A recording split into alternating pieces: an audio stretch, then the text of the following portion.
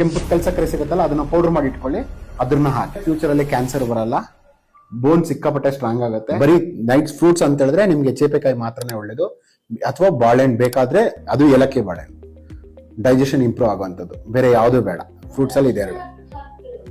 ಹಾಲ್ ಬಗ್ಗೆ ಎಲ್ಲ ಹೇಳ್ತೀನಿ. ಸೊ ನಾನು ಹಾಲ್ ಬಗ್ಗೆ ಎಲ್ಲ ನಿಮ್ಗೆ ಹೇಳ್ತೀನಿ. ಕುಡಿಬೇಕಂತ ಅನ್ಸಿದ್ರೆ ನೀವೇನ್ ಮಾಡ್ಬೋದು ಅಂತ ಹೇಳಿದ್ರೆ, 1 ಲೋಟ ಹಾಲ್ನ ಚೆನ್ನಾಗಿ ಕುದಿಸ್ತಾ 3 ರಿಂದ 4 ಬೆಳ್ಳುಳ್ಳಿನ ಕುಟ್ಟಿ ಹಾಕೊಳ್ಳೋಂಥದ್ದು ಹಾಲಲ್ಲಿ.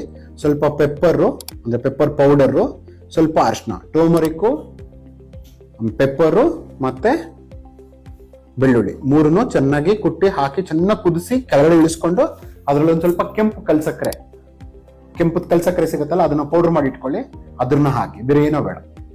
ಸೊ ಡೈಲಿ ಕುಡಿತಾ ಬನ್ನಿ, ನಿಮ್ಗೆ ಫ್ಯೂಚರ್ ಅಲ್ಲಿ ಕ್ಯಾನ್ಸರ್ ಬರಲ್ಲ, ಬೋನ್ ಸಿಕ್ಕಾಪಟ್ಟೆ ಸ್ಟ್ರಾಂಗ್ ಆಗುತ್ತೆ, ಥೈರಾಯ್ಡ್ ಅಥವಾ PCOD ಪ್ರಾಬ್ಲಮ್ಸ್ ಇದ್ರೆ ಸರಿ ಹೋಗುತ್ತೆ, ಪ್ಲಸ್ ನಿಮ್ ಬಾಡಿಗೆ ಬೇಕಾಗಿರೋಂಥ ಕ್ಯಾಲ್ಸಿಯಂ ಸಿಗುತ್ತೆ, ಪ್ಲಸ್ ನಿಮ್ಗೆ